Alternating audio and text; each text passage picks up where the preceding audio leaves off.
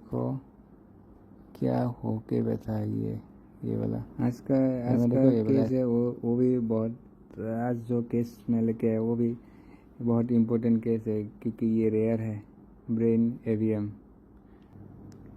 ये दोनों आर्टरी है, कैरोटिड आर्टरी, और इधर से अंदर से एक वर्टिब्रल आर्टरी जाता है। सो कॉन्ट्रास्ट वाला इमेज जब दिखाएंगे तब पता चलेगा। और ये फेन है, ये दोनों फेन में तुम ट्रैकर डालोगे तो एंजियो नहीं होगा। आर्टरी फेन से छोटा होता है दिखने में भी, ये आर्टरी है और ये फेन है, फेन बड़ा होता है। तो ये तुमको कभी कभी पेशेंट में नहीं मिलेगा। बी का हुआ है उसको तुम लोग देखने जाओगे तो इसका तुमको कहाँ में भी नहीं मिलेगा। तुम लोग जो ट्रैकर है वो थोड़ा बाहर मसल में ऐसे ही लगा सकते हो, नहीं तो जहाँ में तुमको थोड़ा आइडिया मिले कॉन्ट्रास्ट एडजस्ट करने के बाद मैंडिबल का साइड में ऐसे यहाँ में देने से सबसे करीब यहाँ में आर्टरी मिलेगा। ऊपर में नहीं जाना है क्योंकि यहाँ पे बोन रहता है। बोन में रहने से जो ट्रैकर का लोकेशन है वो चेंज हो गया तो तुम्हारा एंजियो पूरा खराब जाएगा। ये वाला कैरोटिड आर्टरी है, तो यहाँ पे तुमको ट्रैकर डालना होगा।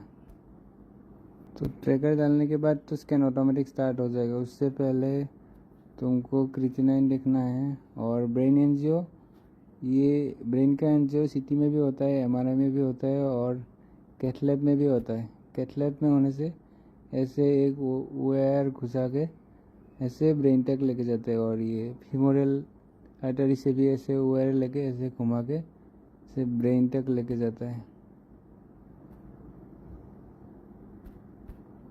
तो उसके बाद ये वहाँ से वीडियो लेता है ब्रेन का। ऐसा वीडियो भी मेरे पास है, वो ला के दिखाएगा वो कैसे करता है। और जहाँ में भी जो भी आर्टरी में देखना है कि यह आर्टरी ठीक से काम कर रहा है या नहीं, तो वहाँ पे वो कर देता है, कॉन्ट्रास्ट देता है। और कॉन्ट्रास्ट कैसे फ्लो होता है वो देखता है, कहाँ से लीक होता है। और उसको डीएसए बोलता है जो कैथ लैब में करता है। और सीटी में करने के लिए जो करता है वो सीटी एंजियोग्राफी। एमआर में भी होता है, मैं एमआरआई का वीडियो एक बना के लाया, वो दिखाएगा।